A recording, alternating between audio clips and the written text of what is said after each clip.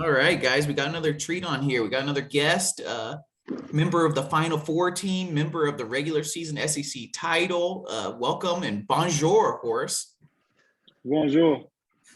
We got Horace Spencer on. He's zooming in straight from France, so we're glad we got him. He's on a 7-hour time difference, but we figured it out. Yeah, we got it. We got it, man.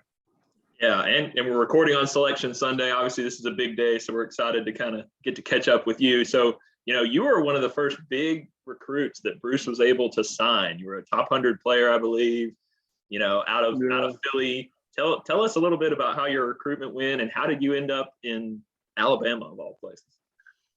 Man, so, I went to high school in Las Vegas. I went to Family Prep. And, I was probably a pretty highly recruited kid coming out of, a small town in Pennsylvania called Hatfield Village, man, right outside of Philadelphia. It's my hometown. And when I went to Vegas to play basketball, it was like a big culture shock for me. And then just being able to experience this high level basketball coming from where I came from, having a lot of teammates that went to the NBA, I just want to be able to have a piece of that myself.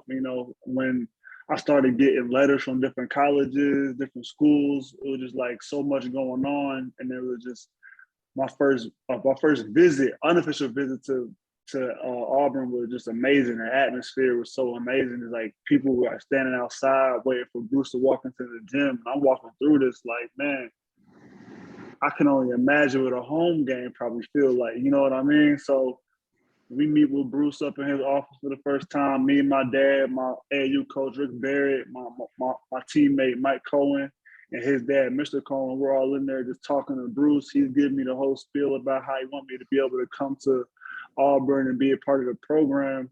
And with just the sincerity in his voice and the love from the coaching staff and everybody that was there just made me feel like I wanted a piece of that, And looking back on that, like me being one of the first big recruits that he's had since like he came back to coaching was just like, man, it was like I was a good stepping stone for the future of Auburn basketball, Even though I played my role when I was there, you know what I'm saying? And it was just, I'm just happy to be a part of everything that's going on now. The guys won another SEC title, man. I'm so proud of them guys, man. It feels good. I'm over here in France repping. You see me, man. Come on. I was wondering if that was an Auburn shirt or not. Yeah, you might be one of the only people in France wearing an Auburn shirt. I'm the only one. I'm the only one. It don't matter, though. I was curious about the timing. Bruce was on that show cause, and then his first season, he had that SEC tournament run. Did you where were you in there? Like, what did you know about Auburn basketball at that point? What had Bruce already kind of done a couple things, or was he brand new? Like, man, to me, Bruce was kind of brand new to me. I ain't gonna lie. It was I didn't know much about Auburn. I really didn't, and that's probably why I was so attracted to it. Because everybody talk about the Kentuckys, the Louisville. I was in Vegas, so UNLV was big. Mm-hmm. They had Anthony Bennett to go first round, so they wanted everybody from my school to go to UNLV. And like I was thinking about it, Oregon had interest in me and everything like that. But like them schools are very big, you know what I'm saying? So like, I'd rather go somewhere small where I can make a name for myself. And that was really like my plan, and which worked out pretty well for me. I feel like, being able to just have like, have my face be a part of Auburn history forever. You know what I'm saying? That means a lot. And like I look back on like everything, man, just how everything just went from my freshman year to my senior year is to me is legendary. We went from the bottom SEC to the top, like literally. We had this on here. I might skip to this question. It was kind of a roller coaster. You signed on to this like hope and dreams of Bruce Pearl that he's going to put this program back together, and then your first season, it's a losing record. It's second to last in the SEC. And then there's NCAA trouble with the assistant coach and a couple players on the team. But then you turn back around and you go SEC regular season from 4-4. Somebody picked you 4-14. You go SEC regular season, and then Final Four. Like, were there any doubts in there? Do you ever have any doubts, or was there any what was it like riding that roller coaster? To be honest, it was hard to focus. Mainly from my first season, there was a lot of lot of interior things that was going on that we had to deal with, but we got past that and worried about the next season when we had our first winning record, you know what I'm saying? And then my junior year, when things hit the fan, we had to figure out how to pull it together still and win it for our teammates that had went through that trial and tribulation. And that's what really mattered. We worked so hard, Jared, Bryce, me, Chuma, everybody. We worked so hard just so we can, keep that thing rolling, no matter what it was.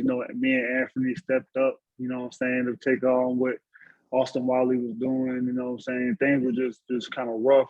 It was rough at first. It was hard to deal with, not gonna lie to you, but we found a way to just push through. I know everybody on Auburn basketball, like from my freshman year to now, talks about adversity and how it reveals character and not builds character. That revealed a lot about how we were as a team. It didn't matter if somebody went down. We had somebody else come step back up. And that's the part of having a good and a deep bench. Anybody can have a good day on any given time.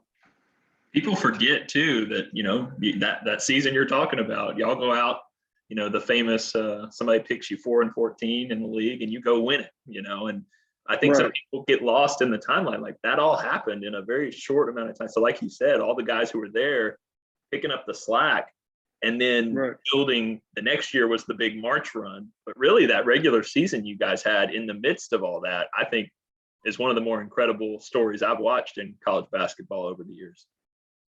They had us pick last. They had Auburn basketball picked last. You know what I'm saying? So that was like a match to the gasoline. Ain't no way.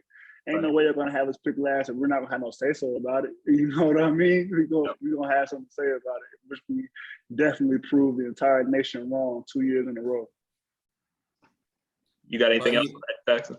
No, our next one on here, I think it's interesting that you had to stick around with this team. You bonded with this team for 4 years with these players and kind of saw you went from the bottom all the way to the top, and you probably could have never pulled that off if you had transferred out or, there's this new day and age where it's nothing but transfers every year. The one-time transfer rule, it's kind of a different age that I don't know if that same team from as much as everybody now has seen the success and said, yeah, of course I would stick around 4 years and do that big run, but the way the attitude is now and everything, I just wanted to see what your thoughts are on being one of the last generations of players that signed with the team, expecting to be there 4 years, expecting to build something and not, go back and forth.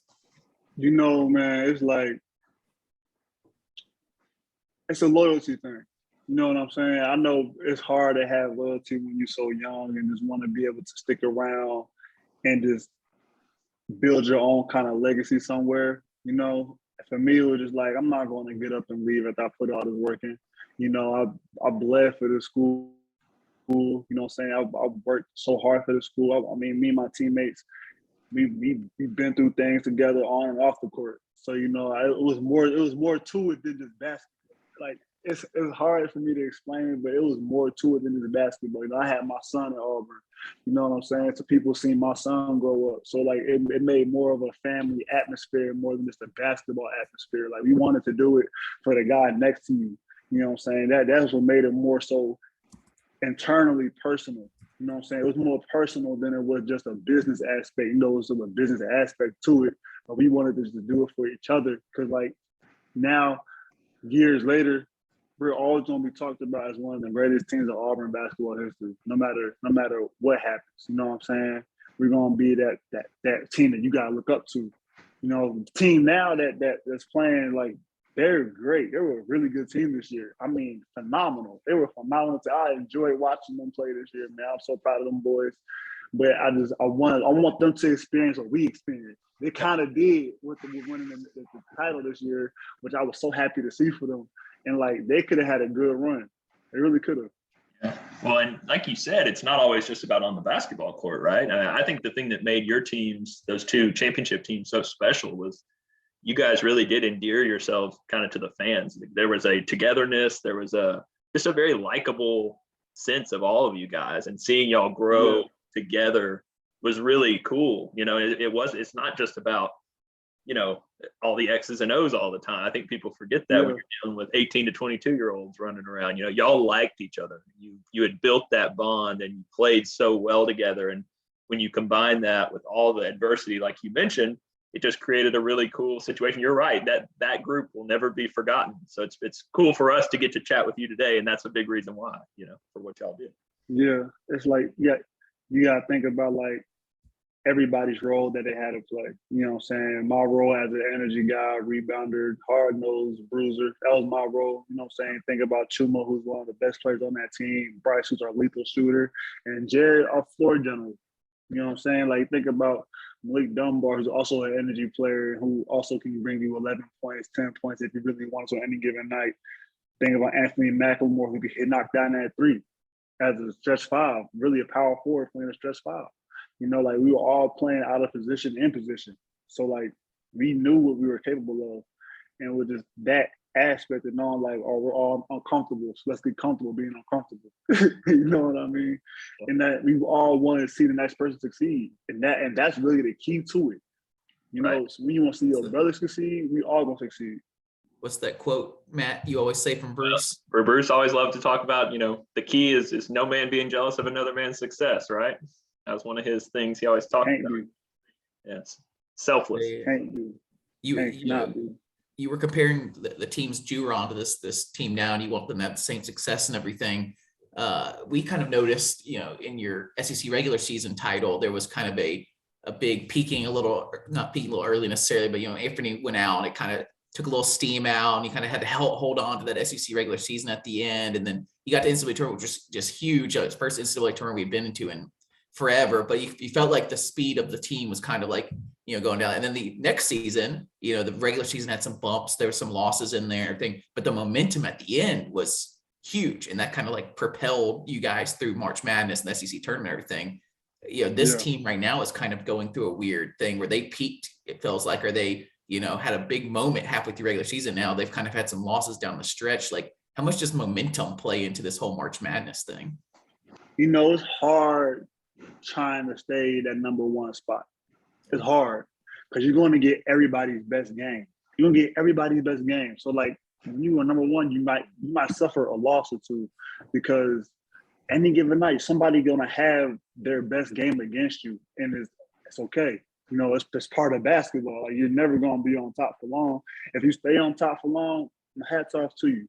But the guys that this year, they might have peaked a little early, winning the title, and Texas A&M loss was kind of rough, but it's okay. You know what I'm saying? That happens. You know what I'm saying? That happens. I know next year they're gonna remember that same feeling that we had going into the tournament, our SEC tournament, after we lost to, I think, was it Bama? Yeah. We lost to Bama. We lost to Bama and we won it the next year. Come on, they're gonna have that same feeling. They're gonna have that same feeling that we had probably coming into next year. So it happens. Is there there's momentum that plays into it. Is there also a motivation factor a little bit? Everybody's like, oh no, I'm not going to not be motivated to win the SEC tournament or whatever. But sometimes when you've been struggling all year long and all you're talking about is SEC regular season title, oh, we got to win that title. You don't have a lot of time to talk about the SEC tournament title and the NCAA, like, is there any kind of, like, just a little bit, Man, it's you definitely have a motivation for it, but I say it's a long season. It's a long season. You play 30-something. When you play 30-something games, it takes a toll on your body.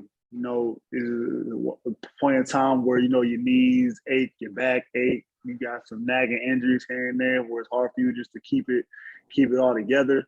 And the best teams figure out a way to do it, and I'll say if they're not motivated to win it.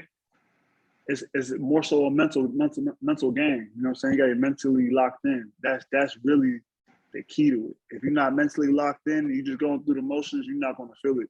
You're not going to be able to just will your way through it. You got to really be locked in.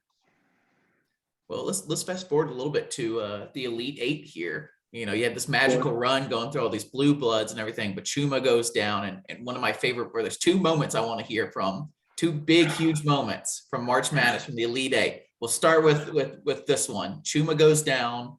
Everybody's so upset. We finish off that game. Kentucky's next. Oh man, we've had issues with Kentucky in the season and everything. I think we lost to them twice, maybe during the season. Yeah. No, we beat them one time, right? Mm. Anyway, we lost them. We lost them at home. so you got to get the revenge there. And Chuma shows up about halfway through the game, and we talked to Anthony McLemore about this too. Like, what are your thoughts on it? It felt like a magical like Disney Channel movie that Chuma shows up on the wheelchair behind the bench. Like, where were you? Like what are your thoughts on that whole experience? When we seen Chuma pull up, we like, oh yeah, we gotta pull it through. If we don't pull it through, we're gonna disappoint our brother. You know what I'm saying? Because we know if he was in the game, it would have been totally different. It would have been a totally different game. If Chuma was playing, we probably won that game with a lot less stress than what we had. You know what I'm saying? Either way, we did our best we could and pulled through. Jared and Bryce had a phenomenal game. They had a phenomenal game. Them two, they really helped carry us through. And looking back on it, having Chuma there really gave us that extra motivation really to play harder. We were already playing hard, but he gave us that little bit of a boost of confidence. Like, we still can do this, no matter if he's here or not. We still can. We know how hard we work, and we was happy. We was all happy and ecstatic for him to be in the building. That's all that really mattered at the end of the day. Anthony's still confused about how he got there. He said y'all took a bus and everything, and he's just really not sure how Chuma even made it to the arena. It didn't even matter. He rolled that wheelchair there? Yeah, he probably rolled it downhill. You know what I'm saying? Well, here's the other moment, and it's one of my favorite moments. I'm going to set this up because people forget. He's going to ask about the shot at the end of regulation. I know. I want to point out, you made one of the biggest forgotten plays 10 seconds before that on the defensive end, where was it PJ Washington? It was somebody on the inside. There was a block. There was a clutch rebound. You talked about the kind of player you were, and you had so many moments in that year. Maybe back up before we get to the shot. Like, what are those last couple minutes in a tie game in the Elite Eight against Kentucky like? I mean, what is that like to be on that stage? Let me tell you. So Bruce said to me, "You want PJ?" I was like, "Hell yeah!" But me and PJ, we went to high school together. Like, it was never no animosity to me and PJ. Like, that's my brother. So I love PJ. But he's like, "You want PJ?" I said, "Hell yeah, I want PJ. Put me on PJ." You know what I'm saying? Because I know they're going to go to him and go on the inside. And I know exactly what he wants to do. He wants to go with his right hand, lean into me, and try to get a foul. So I just did my best to play straight up, and I blocked this shot, and that was such a big moment. And I didn't really realize it until, like, I watched the film. You know what I'm saying? Then Anthony on the back end gets another block. We had a really solid defensive run right there between me and him. And the fact that we both played a 5 position really helped secure that. You know what I'm saying? You got 2 shot blockers in at the same time, which is a really smart move on Bruce's end. But the atmosphere, literally, one side of the building is orange, the other side of the building is blue, and it's rocking, it's loud, the floor is shaking from the screens. Like, the vibe in there was unmatched. It was such a that's going to be forever a rivalry game now. It's going to forever be a rivalry game. Did it match like the dreams you had of, like, every little kid, no matter if you're a good basketball player, bad, whatever, on your sidewalk at your house with the thing is doing the countdown. It's like, in March Madness, the screams on each side, I'm going to make the play. Like, did it match that atmosphere in your head? Was it like you were living a bit of like surreal dream almost a little bit? It definitely did. And we're going to fast forward to the shot, because I know you wanna ask me about that. Man, let me tell you, I just saw the shot clock running down. It was at probably 2 seconds when Bryce gave me the ball. And I didn't hesitate or think twice about it. You know what I'm saying? I hit that same shot against South Carolina in the tournament. So I could knock the shot down right now. I had that confidence in myself. You know what I'm saying? I told the press conference the day before, I said, if it's open, I'm going to take it. You know what I'm saying? And that's what I said. And I took it. I know it was a very gutsy shot. It was gutsy, you know what I'm saying? But I felt like I had that confidence to shoot the ball. I know my teammates were mad at me. They were mad for like all of 15 seconds. Bryce was heated with me. Anthony was mad at me. Jared What was was Bryce mad. saying? Bryce said, "You should have passed the ball back to me. I was coming right to get the ball from you." But I was like, "Bro, like it was literally 2 seconds left. Either I pass you the ball, or they come behind you and block the shot. One of the two. If something's going to happen." They were closing in. They were closing in. So I had to make a decision. Now I don't go back on my decision because we still won the game regardless. You know what I'm saying? In overtime, which was it was just crazy to think about it. Cause like, what if I would have made that shot? You know what I'm saying? What At if? times I've thought about that. What if I would have made that shot? This conversation would be totally different. You know what I'm saying? Conversation would be totally different. They'd be But putting the jersey up at this point, you know. you know what I'm saying? I was one of the greatest shooters of all time, Auburn history. That's right. You know what I'm saying? That's a BP shot, though, isn't it? I mean, one of my favorite things about BP is how he instills such confidence in his guys to be when it's your be right and ready, right? And you had that moment, and I think the thing that's notable about that shot, other than Stephen Pearl's reaction to that, is one of my favorite things ever. Off the bench after you shot it, after it missed. If you had made it, it wouldn't have mattered, like you said. But you took that shot with 100%. Like I'm going to make it. I'm going to make the shot and win us this game for my brothers and everything. And that came through in that moment. So I just think that's a cool reflection of BP and how he kind of builds confidence in his guys. Yeah. I mean, he made us all, first of all, in practice, he makes you shoot, you know, free throws upon free throws. Then he makes you shoot threes upon threes. If you're good at it, you're good at it. If you're not, you're not. Know your role. That's all it is knowing your role. Yeah. And he says if you're confident in what you can do, just do it. You know what I'm saying? And it shows through all of his players. You know, he had a whole bunch of different kind of players come through. But one thing he preaches is that he wants everybody to be able to shoot a three ball. Yeah. Everybody. He doesn't care if you stretch, Westlick, he wants you to shoot three. He wants you to, because that's where the game is shifting to anyway, as a NBA player, or college player, or overseas player. You got to be able to shoot the ball. Man, I just because I have you on, I have to talk it through again one last time, because I've brought it up on the podcast so many times.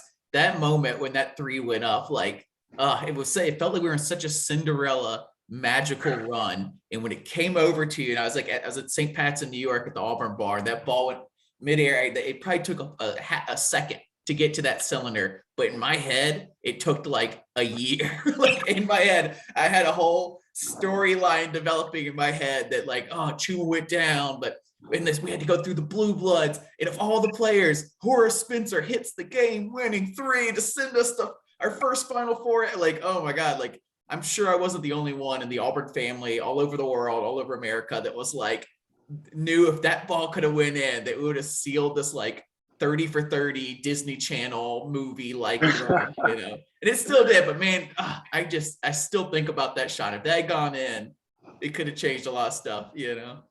Yeah, because like when I shot the ball, the gym went quiet. The entire gym went quiet. And you just hear, oh, that's all you hear. You're like, oh man. I was like, dang, like it was I was ready to explode, man. I was like, I was like in the corner of a bar. I told like the owner came by and was like, don't talk to me. Like we were in a moment. And I remember that ball went down. I was like crouching down. Like I could have like, you know. Oh yeah. Man, sorry. I had to live through the moment with the actual guy that had it, since it was such a big deal in my head, you know. Nah, it's okay. Trust me. I still deal with that from Twitter. You know, everybody talking about it on Twitter. Like, if he would have made that shot, you know, I'm like, man, almost is almost. Yeah, but you talked, man, a second ago about overseas stuff. You know, we see you've been in Argentina, Turkey, France. What was your favorite? Yeah. And do you miss anything? You know, you're overseas. Like, what is the biggest thing you miss from Auburn? Like food, maybe, or anything else? I miss the people. I miss being in the gym. I miss my coaches, my teammates, you know. I really miss them guys. I miss being around like that homey feeling of being at Auburn. You know, when I came back this past summer, it was just like being welcomed with open arms again. Just felt like you belong there. They always make you feel like you're at home. That's like really the big thing about Auburn. Like once you become an Auburn man, you're an Auburn man for life. You know, no matter what it was. That's such a big thing. As such an Auburn family, such a really big thing, as you already know. Like people don't understand because you're on the outside of that, you don't understand. When you're on the inside of that, it's like, it's kind of magical, if you can say, you know, like it means so much to me and to my teammates just to go back to Auburn and just talk to our coaches, talk to the young guys that's there, you know, talk to Coach Damon Davis, Clark, you know, those guys that you spend a lot of time with, you know, in a weight room, physio, therapy, film sessions, Steve, you know, Coach West, you know, like everybody. Like that, it means a lot just to go around there and just hang out with them now. And now that we're older, we all been through that. We won together. We got rings together. Like we argued together. Like, you know, like everything. Like it's just cool to go back and just get that family embrace. Well, have you had any, you know, and we feel the exact same way, by the way. If you bring this, like, on this podcast, it's, you can, like, we understand, all the people that listen to it, they understand. You try to tell this to someone outside of the Auburn family, like, kind of thing, like, oh, that's some cheesy nonsense. What are you talking about? Of course, oh, alumni people like it. No, it's different at Auburn. There's a different feel, a different, like closeness, you know. You see another person wearing an Auburn shirt in France, you're going to probably go run up and talk to him, be like, hey, what's up? Me too, you know. But for like another fan base, Ohio State fan sees another Ohio State fan somewhere, you know, it's just not, the connection's not there, you know. You know, cause I was, when I first committed to Auburn basketball, I had an Auburn shirt on. I was in Las Vegas, had an Auburn shirt on.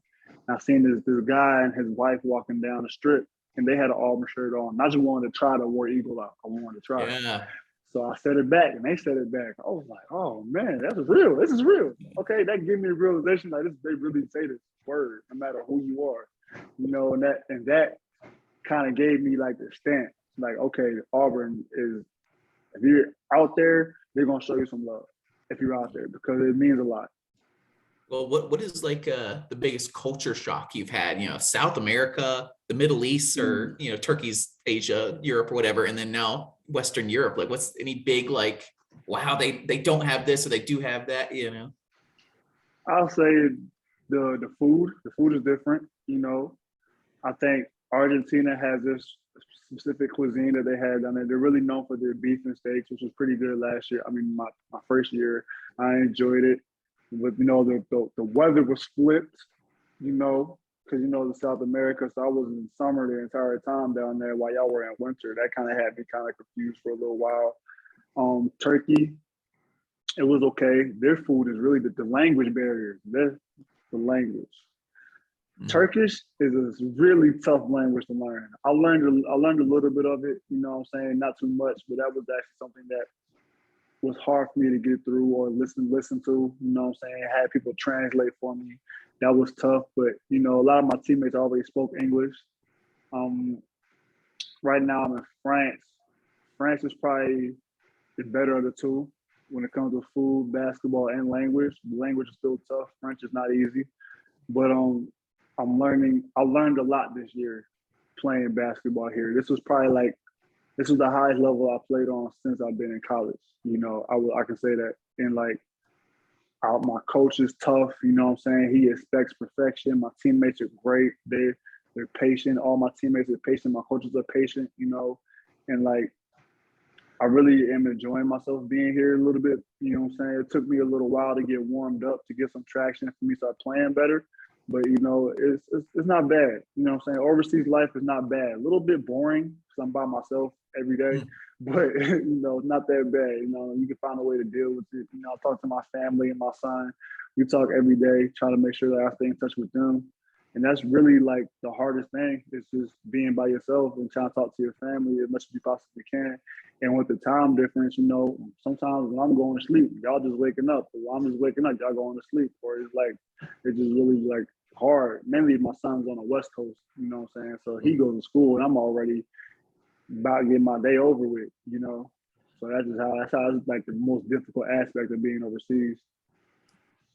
Yeah, you talked about your role a lot and how you were so willingly played that. I think it's for people who have followed your career since you left Auburn, like you've had a fair amount of success. I think maybe more than a lot of people thought in terms of scoring, in terms of building your game out. You talked about how now you've kind of moved up to maybe this harder, you know, league in France, and you're enjoying that. Can you talk about what that's been like to kind of rediscover, like how, not rediscover, you've always known that, you've always been a confident guy, but just being able to kind of expand your game and grow into being a true professional at this point, playing so much. Like, what's that been like for you to kind of maybe be a little more not selfish, but you know what I mean? You know what I'm trying to get at there? Yeah, I understand. It really took some patience, you know, because like when I went to Argentina, you don't know what to expect going in any situation. You don't know what to expect. So I was in Argentina. I had to become the guy. You know, I had to be able to get double doubles every night, 15 and 11. I had a 17 and 25 game down there, and stuff like that. That showed that I was capable. You know, I was capable. That meant a lot. It showed I was able to do these things after I left college. And I went to Turkey, and the competition stepped up again. And I had a slow start there because I didn't know what to expect. I had to become the guy again there. And like, it kind of made my confidence shoot up, you know? And I had to be selfish. I had to be selfish those first 2 years. I had to be the one to take control of the game or not deter to nobody else. You know what I'm saying? And that kind of got my game to where it is now, to show that, like, all right, this is what you can do. Now you can take this and do it at a higher level now. Okay. So now that I'm in France, Pro A France, I got 4 other Americans that I play with. You know, we all have our different strengths and weaknesses. You know, my strength is rebounding and playing defense and scoring at the rim. And I got to do that at a high level. That's what I do, you know, and I can't do something else because this what works. Don't break it if they don't need to be fixed. You know what I'm saying? You know, that's like kind of me being selfish. It's funny you say that because my teammate was like, you have to be a little bit more selfish when you have the ball in your hand because it's going to benefit you and the team more. If you become a threat, now it opens up the game for not just you, but everybody else.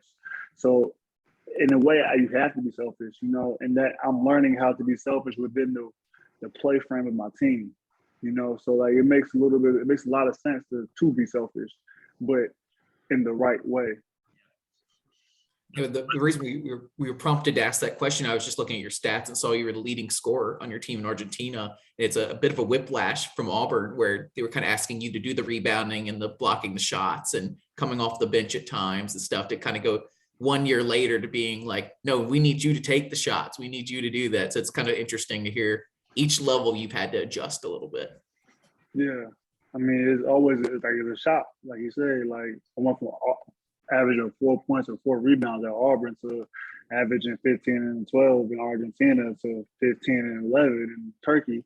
You know, now I'm averaging about 6 and 4 here. You know what I'm saying? It's just the way it's playing out, you know, but I started a little bit slower here because the play here was a lot faster, a lot stronger, and I had to understand the game. You know what I'm saying? Now that I understand the game, I'm starting to pick up where I left off last year in Turkey. But it's like how to incorporate my game to where I'm being effective. That's really the key. Effectiveness and being efficient.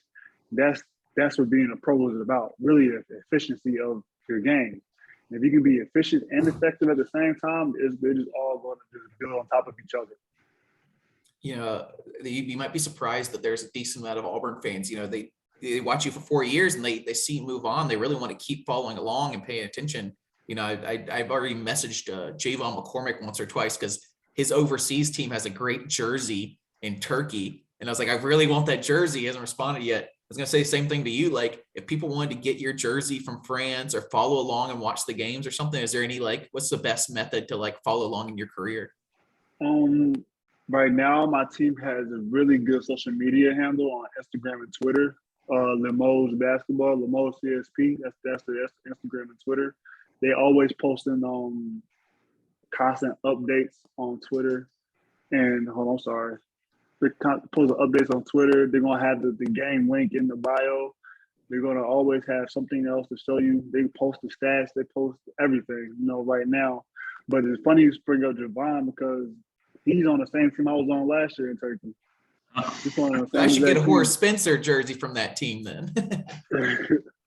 You probably, I mean, I got it. I gave it to my family. Now my family got it. But, you know, they only give us so many jerseys. They only get 2 jerseys, so it's hard for us to even distribute them. But now you probably can buy my jersey from the team store. We have a team store here, like we had at Auburn. You can buy a jersey from there. You know, you can buy a 24 Spencer jersey. It's like the hipster in me or whatever that wants to rock the Horace Spencer Lemos jersey instead of the Chuma Magic jersey or whatever, you know. But it's funny because like the team in Turkey was kind of the same as the Magic jersey. Oh, really? Yeah, you're right. You're right. I like the stripes on it, though, you know. Yeah, like a vintage Magic. Cool. We'll post the team's handle on our social medias, and hopefully we'll get some more people following along. Okay, that'd be good. Yeah. Well, so you mentioned earlier you've loved watching this year's Auburn team. You know how fun we've had a blast. Obviously, we started this podcast the day before the season, and we didn't know what we'd sign up for. And we've been Auburn fans for a long time, but obviously it's been an awesome year. If BP called you up and put you in front of this team for a pregame speech before they start their NCAA tournament journey, what would you tell them based on what you've seen, and just maybe talk a little bit more about just how much you've enjoyed this group and what you've noticed about them? Man, I tell them just have fun. Have fun with it. You know, any game can be your last game. Yeah. Have fun and go out there and give it what you got, because you don't want to have any regrets. You know, you don't want to be like, man, I wish I would have did this. I wish I would have, you know, I wish I could have, you know, you don't want to say nothing like that. You know, that's when you was like, you know, you didn't give it your all. You know, you got to give it your all at every given possession, because like I went to the Final Four my senior year. I had no chance of doing it again. You know what I mean? So I was like, man, it goes by like that. Like when we were on the bus headed to the airport after the game, man, we were just like, what I'm going to do next. I don't have the time to sit here and just enjoy it. You know, I can't sit here and enjoy it. I have to think about my next move. Mainly as a senior, like you can't even just bask in it. If you're a sophomore or freshman, you're like, yeah, I can bask in it. As a senior, you can't even just enjoy it like that. You got to think about what's next. And I had a kid, you know, so I had a son, so I had to think about what I had to do for him, you know, right away, because I couldn't just sit around and thinking about what I want to do. I couldn't, you know, so you gotta take it all in stride. You gotta enjoy it. You gotta have fun with it.